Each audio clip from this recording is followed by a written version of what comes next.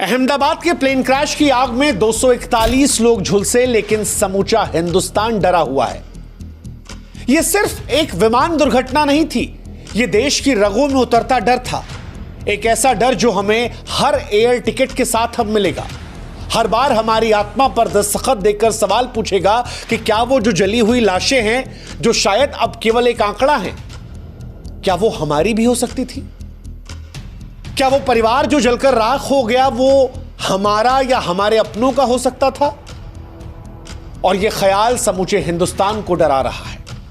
इस डर से भारत को बाहर आने में वक्त लगेगा, क्योंकि यह डर हर उस इंसान का है जिसने कभी भी प्लेन में सफर किया है या सफर करने की प्लानिंग कर रहा था। क्योंकि अहमदाबाद से लंदन जाने वाली फ्लाइट में जो कुछ हुआ वो सिर्फ एक विमान में आग लगना नहीं था। यह आग हर भरोसे में लगी थी, हर उस मां के सपने में लगी थी जो अपने बच्चे से कहती है कि जा बेटा आराम से पहुंच जाना। हर उस पिता की उम्मीद में लगी थी जो एयरपोर्ट पर खड़ा हाथ हिलाकर ये कहता है और सोचता है कि बस कुछ ही घंटों में मेरा बच्चा पहुंच जाएगा, वहां पहुंचकर फोन करेगा। अब वो सीट नंबर सिर्फ जले हुए टुकड़े हैं। वो बेल्ट जो सुरक्षा का संकेत दे रही थी वो जलकर शरीर के साथ मिलकर राख हो चुकी है। वो प्लेन जो उड़ना था वो जलते हुए आसमान में चीखते हुए गिरा और डर पैदा कर गया। और ये डर अब हमें डरा रहा है।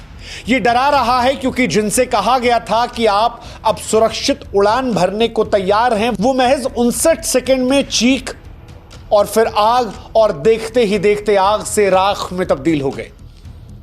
जो वीडियो सोशल मीडिया पर आए वो तस्वीर नहीं है, वो खौफ हैं। वो पिघली हुई खिड़कियां, वो काले धुएं में लिपटी हुई लाशें। जो कुछ हमने उस घटना के बाद देखा वो इतना ज्यादा भयावह है कि देखने से आंखें भी इंकार कर दे रही हैं। यकीन नहीं आ रहा कि कोई फोन पकड़े गुड बाय इंडिया कह रहा था और उसके आखिरी शब्द हो गए। किसी की मुस्कुराती हुई सेल्फी उसकी मौत की तस्वीर बन गई। किसी ने अपने परिवार को जो वीडियो भेजा था वो वीडियो शायद उसके याद में जिंदगी भर उसका परिवार दिखेगा। वो गुजरात के पूर्व मुख्यमंत्री जो अपने पत्नी और बेटी से मिलने पहुंचे थे, अब उनकी पत्नी और बेटी यादों में रह जाएगी।